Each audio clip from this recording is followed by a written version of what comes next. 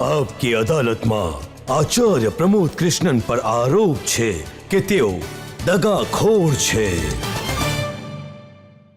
આચાર્યજી, 32 વર્ષ તમારી રાજનીતિમાં ઓળખ રહી હતી કોંગ્રેસના નેતા તરીકે.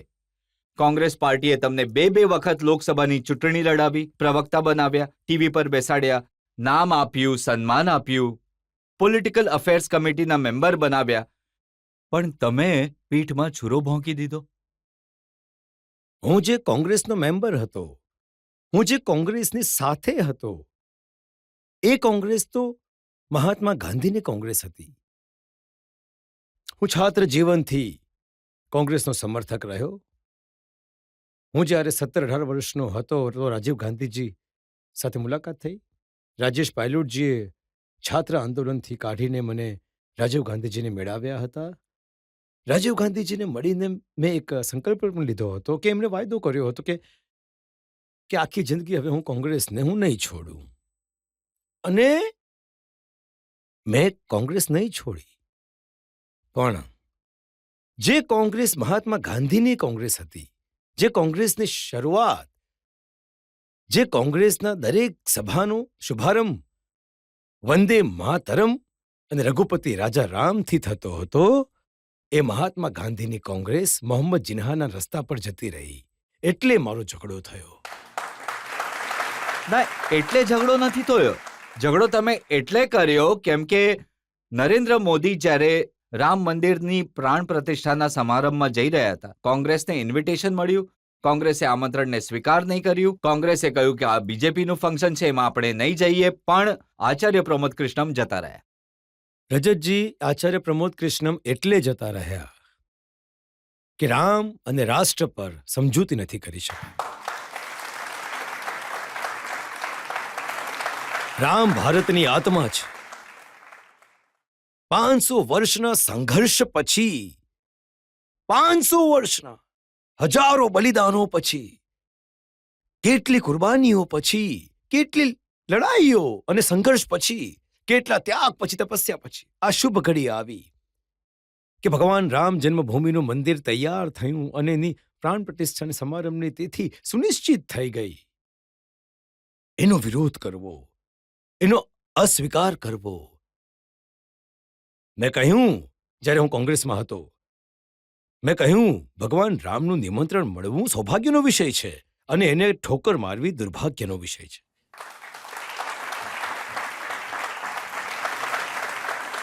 મેં આ વાત કહી, મને નિમંત્રણ મળ્યું છે, હું જઈશ, તમે પણ જાઓ. તો શું ગુનો કરી દીધો?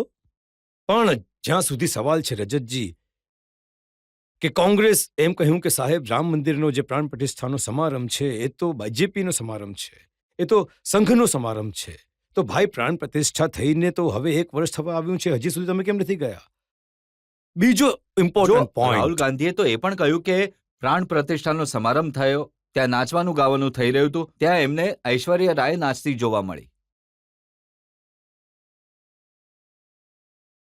જેવા રાહુલ ગાંધી એવા રાહુલ ગાંધીના સપના.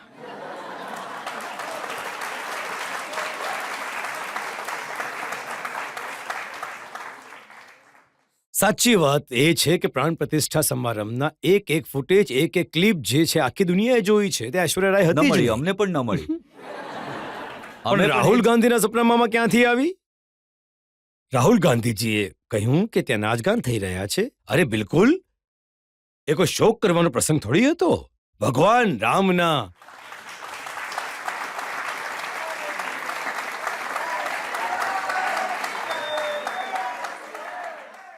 અને રજતજી ભગવાન રામની જન્મભૂમિના મંદિરની પ્રાણ પ્રતિષ્ઠાનો સમારંભ ઉત્સવ હતો.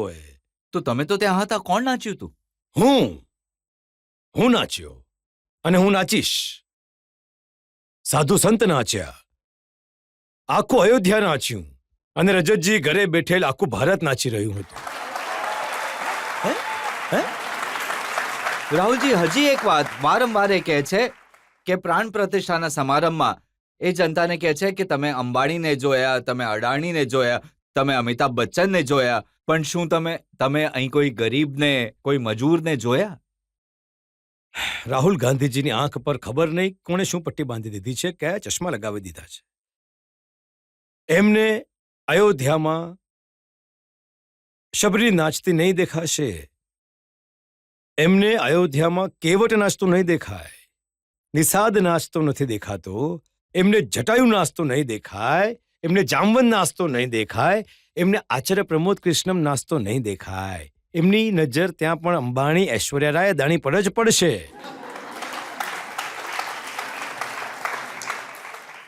તો આ સવાલ તો રાહુલ ગાંધીજીને પૂછો કે તમારી દ્રષ્ટિમાં દોષ કેમ છે? આ દ્રષ્ટિ દોષની બીમારી છે કે જે પણ હોય એને ખોટું જ જુઓ. હવે તો આ સવાલ યોગ્ય છે કે મોટા મોટા લોકો હતા, ફિલ્મ સ્ટાર્સ હતા, પૈસાવાળા લોકો હતા, ગરીબ મજૂરો, ખેડૂતો ક્યાં હતા? અચ્છા, તો આ મોટા મોટા લોકોને ફાંસી આપી દો ને. દેશના નિર્માણમાં ગરીબનો પણ રોલ છે, ધનવાનનો પણ રોલ છે. દેશના નિર્માણમાં દરેક વ્યક્તિનો રોલ છે. પણ એ કહેવું કે ત્યાં માત્ર મોટા લોકો હતા, એ ખોટું છે, એ ખોટું નિવેદન છે. આ પ્રધાનમંત્રી મોદીથી જે એમનો વિરોધ છે, અને સાંભળો આ રામ મંદિરનું અને પ્રાણ પ્રતિષ્ઠાનું અને આ બધું નહીં. મને તમે એક સવાલનો જવાબ આપો. રાહુલ ગાંધીને પૂછજો રાહુલ ગાંધીને કે ભાઈ તું મોદીને આટલી નફરત કેમ કરે છે? અને તમે આ કઠેરામાં નરેન્દ્ર મોદીને ઘણીવાર બોલાવ્યા છે, મને પણ બોલાવ્યો છે, પ્રણવ મુખર્જીને બોલાવ્યા હતા. ક્યારે રાહુલ ગાંધીને બોલાવીને જુઓ ને.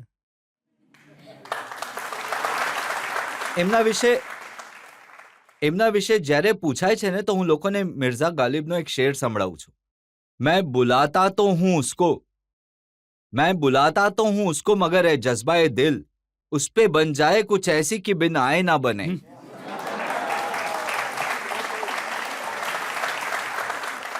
સાચી વાત એ છે રજતજી, આ લોકતંત્રનું પણ દુર્ભાગ્ય છે અને આ વિપક્ષનું દુર્ભાગ્ય છે. આ દેશમાં જેટલા પ્રધાનમંત્રી થયા એમના નિર્ણયોની આલોચના થઈ છે અને થવી જોઈએ, સમીક્ષા થઈ છે. પણ કોઈ પ્રધાનમંત્રીથી નફરતની ગુંજાઈશ નથી. આ જે વર્તમાનનો વિપક્ષ છે, ખાસ કરીને હું તો એ કહી રહ્યો છું કે આટલી મોટી કોંગ્રેસને ખતમ કરવામાં 15 વર્ષ લાગ્યા રાહુલજીને.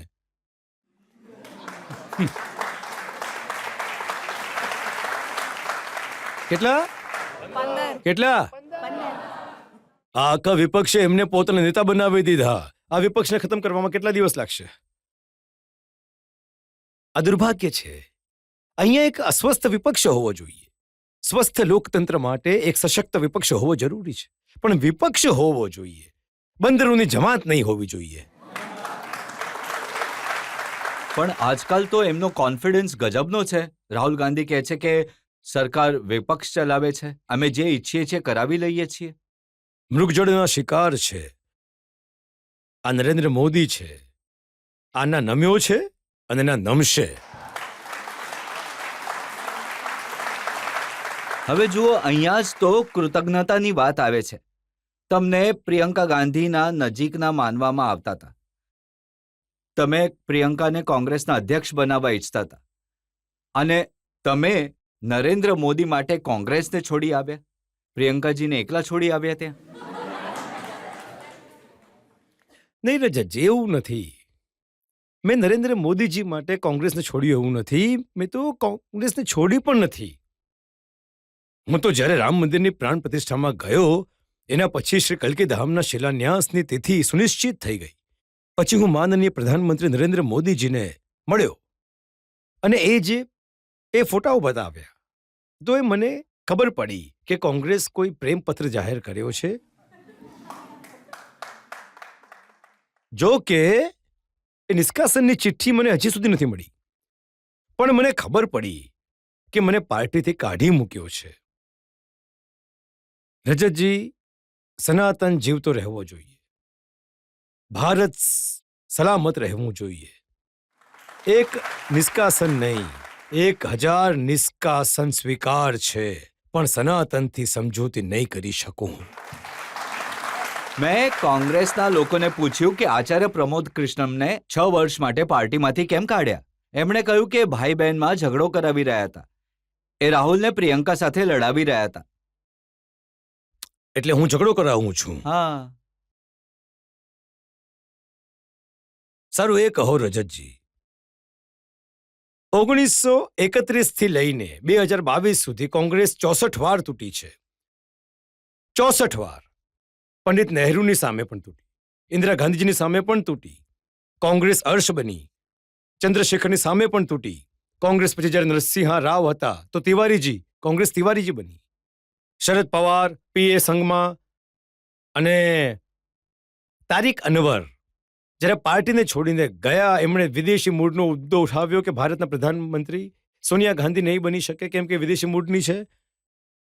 મને કહો, મારો જન્મ થયો 1965માં અને એના પહેલા કોંગ્રેસ 42 વાર તૂટી ચૂકી હતી, તો એ કોણે તોડાવી?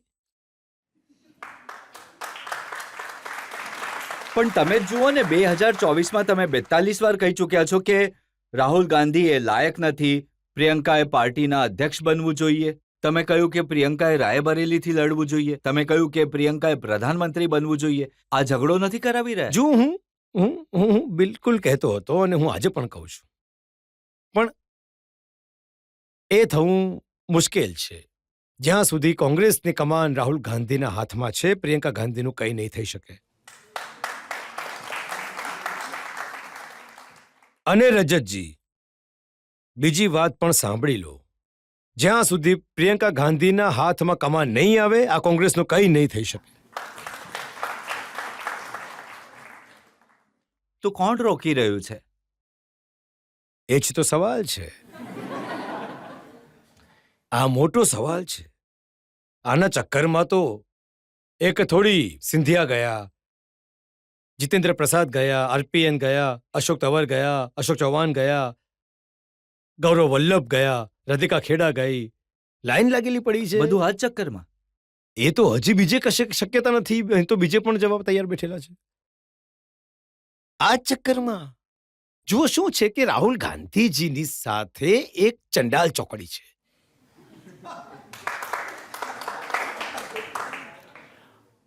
આ કોંગ્રેસ એ કોંગ્રેસ નથી જે સુભાષચંદ્ર બોઝ, મહાત્મા ગાંધી, સરદાર પટેલ, પંડિત જવાહરલાલ નહેરુ, ઇન્દિરા ગાંધીની કોંગ્રેસ હતી. આ કોંગ્રેસ નેતા થોડી ચલાવી રહ્યા છે. આ કોંગ્રેસ તો રાહુલ ગાંધીજીના આસપાસ રહેવા વાળા લવર ખટ્ટા ચલાવી રહ્યા છે.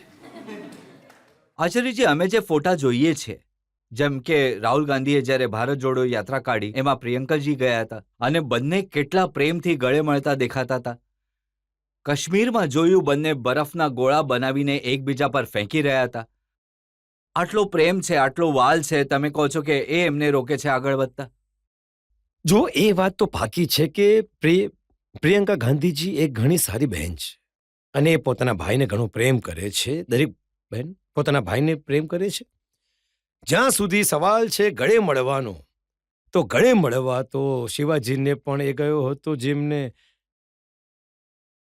આ મોટો સવાલ છે. એક નાટક છે જુલિયસ સીઝર. રજતજી, સીઝરને જ્યારે પાછળથી ખંજર ભોંકવામાં આવે છે તો એ પાછળ ફરીને જુએ છે તો એને બ્રુટસ દેખાય છે. એ બ્રુટસ પર સૌથી વધારે વિશ્વાસ કરતો હતો. જ્યારે એની પીઠમાં ખંજર લાગ્યું તો એણે પાછળ ફરીને કહ્યું, યુ ટુ બ્રુટી. તો કોંગ્રેસ જુલિયસ સીઝરના નાટકમાં એક બ્રુટસ છે. કોંગ્રેસમાં ઘણા બ્રુટસ છે, પણ બ્રુટસની ખબર ત્યારે પડે છે જ્યારે ખંજર વાગી જાય છે. તમે જ્યારે ખંજર માર્યું તો તમને શું દેખાયું પાછળ?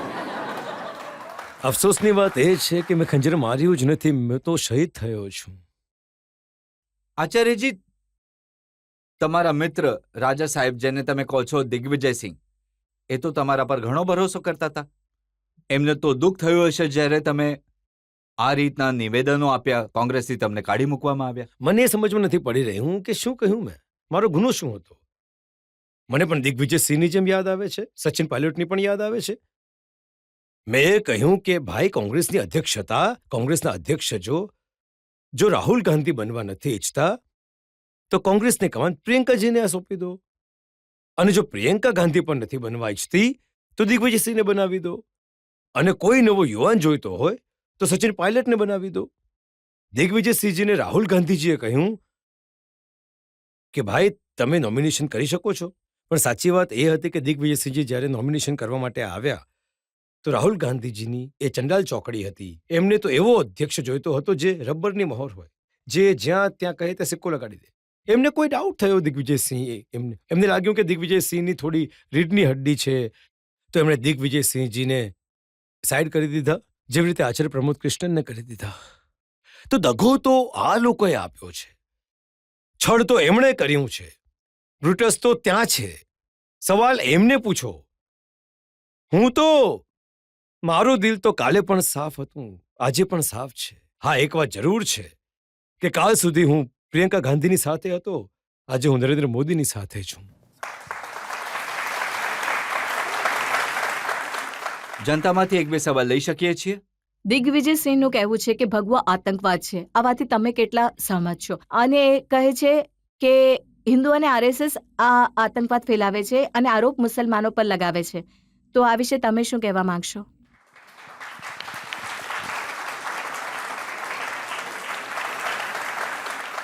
ભગવો આપણા શૌર્યનો કલર છે, ભગવો આપણી સંસ્કૃતિનો રંગ છે, ભગવો આપણી સભ્યતાનો રંગ છે, ભગવો આપણા સનાતનનો રંગ છે.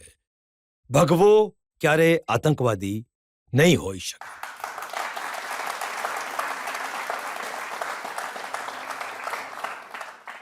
જ્યાં સુધી સવાલ છે દિગ્વિજયસિંહજીનો, એમનો પોતાનો વિચાર છે, પણ મારો પોતાનો વિચાર હતો, મારો પોતાનો વિચાર છે, અમારો પોતાનો વિચાર રહેશે. અને વિચાર એ છે કે સનાતન અને ભારતને અલગ નહીં કરી શકાય. રજતજી, મર્યાદા પુરુષોત્તમ ભગવાન શ્રી રામ જે સમયે લંકાધિપતિ અહંકારમાં ચૂર મહારાજ સમ્રાટ દશાનનની નાભીની અંદર અગ્નિબાણ ચલાવે છે અને એ અહંકારની લંકાને ધ્વસ્ત કરી દે છે, ત્યારે સનાતન જાગૃત થાય છે.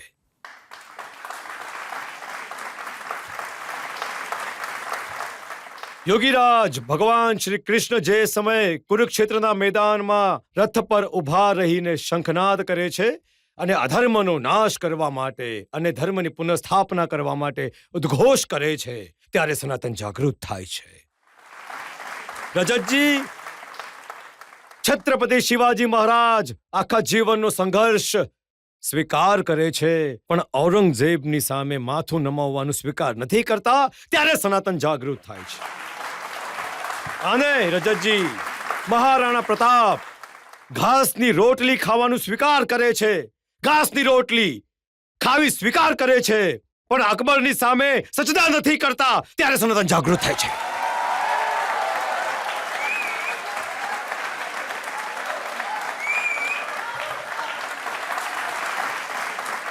અને ગુરુ ગોવિંદસિંહજી મહારાજના બાળકોને દિવાલમાં ચણાવી દેવામાં આવે છે, આખા જીવનનું સર્વોચ્ચ ન્યોછાવર થઈ જાય છે, પણ સનાતન સમજૂતી નથી કરતા, ત્યારે સનાતન જાગૃત થાય છે. પણ જે આ છોકરીએ સવાલ કર્યો, ભગવાનો, એક ભગવો સંન્યાસી વિવેકાનંદ શિકાગોની ધરતી પર જ્યારે વિશ્વ બંધુત્વનો ઉદ્ઘોષ કરે છે, ત્યારે સનાતન જાગૃત થાય છે. એક ગરીબ ઘરમાં જન્મેલો વ્યક્તિ, ચાવાળાના ઘરમાં જન્મેલો વ્યક્તિ ભારતના પ્રધાનમંત્રીના રૂપે 500 વર્ષના સંઘર્ષને સમાપ્ત કરીને જ્યારે રામ મંદિરની પ્રતિષ્ઠા કરે છે, ત્યારે સનાતન જાગૃત થાય છે, ત્યારે સનાતન જાગૃત થાય છે.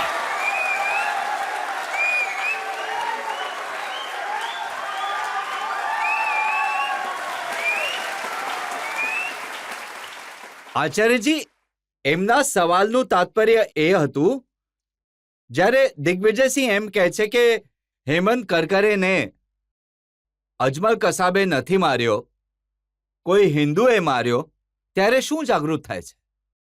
રજતજી, જે દિવસે સનાતન આતંકવાદને સપોર્ટ કરવા લાગશે, તો ના કોઈ આરોપી બચશે, ના મુન્સિફ બચશે, ના અલાદ જ બચશે.